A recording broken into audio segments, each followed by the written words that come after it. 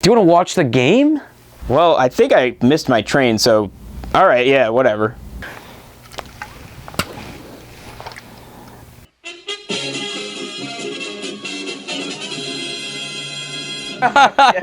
Yes. Oh, hello there. Welcome back to Belmont Bunch. We're watching the Ottawa game. The first period just ended, and we're enjoying ourselves here with some cold beer.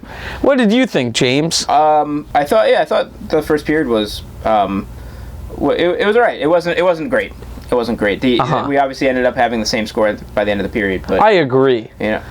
Okay, thank you. Yeah. Thanks for agreeing with me. Yeah. We did have the same score at the end of the first period. Oh, I think that's some wonderful insight. First of all, yes, we are tied at 1 after 1. Yeah, Andrew's got. Is there a bomb? Is there a bomb in here? Andrew scored the first goal. That's great. He's been, he needs some momentum going. He got the puck off the stick quick, and that's what I want to see more of. And of course, Barzal was right there again to create chances. Of course, yeah. I mean, that's great. I hope he scores something in the second. Unfortunately, we have to talk about the amount of scoring chances they have, because even with that one goal, which I'm happy about, they get outchanced. But our chances were good chances, and there were a lot of chances we didn't get shots on that we're afraid to take that shot. Yeah. I wonder what is going through other teams' goalies' heads when our shooters are bearing down on them. My guess is it would be something like, oh, he's going to shoot. Oh, he passed. And they cleared it. Cool. Cool.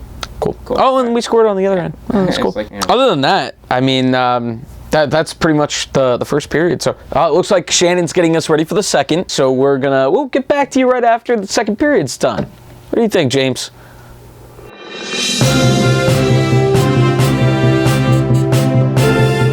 Okay, so Tom, what do you think about that second period? Where'd you get that cat? I found him in the alley.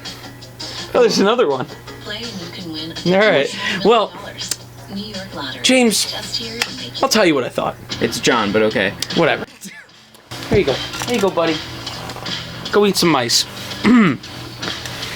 Steve sucks. They can't score because nobody on this team has any soft hands. Nobody on this team can receive a pass with a wide open net right in front of them and deposit it into that net. It's Happy Gilmore. Just go home. Just get in the hole.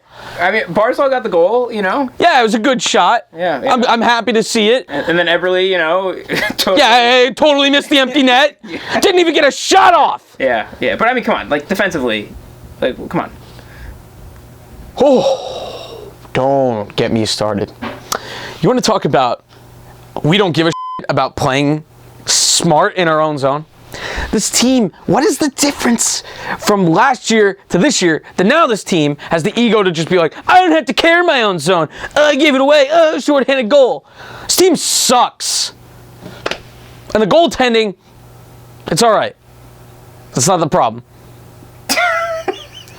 But did I mention that this team can't score? Have I mentioned that? I don't know if you have. I think I have.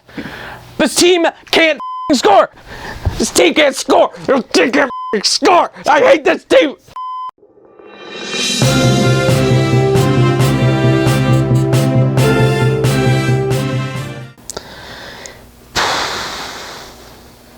James, can you believe this?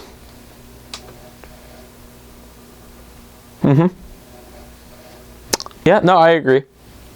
Yeah. So the Islanders have just lost 4-3 to the Ottawa Senators, and where do we begin? Other than they're gonna miss the playoffs, and honestly, I'm getting to the point where not that I don't want them to make the playoffs.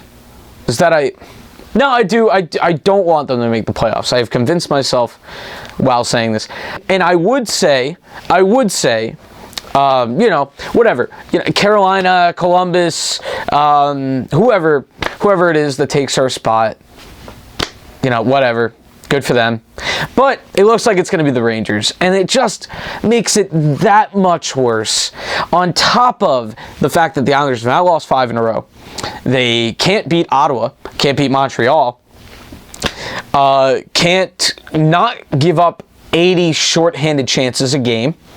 Can't show any desperation to create a push when they're losing late in an important game.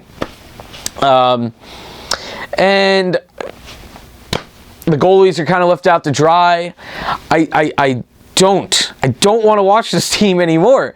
They're not fun either. I'm almost at a loss for words. A few minutes ago, I was not at a loss for words. I am now a little bit at a loss for words. I don't know what Barry Trotz does. I'm going to walk back something I said in the St. Louis game. I'm not really going to put any of this on Trotz. The roster is terrible. But on top of that, so that kind of gives the players an out. That kind of tells the players, maybe we'll get another guy in next year, whatever, we're still making our money. These players, they're not giving me anything. They're not giving, outside of Barzal. Barzal looked like he was getting double shifted in the third because he's the only Islander creating chances, and he's been cutting down on the giveaways. But everybody else has been making up for that. So where he's cut down, everybody else has doubled. And I honestly, outside of that, I mean, Barzal,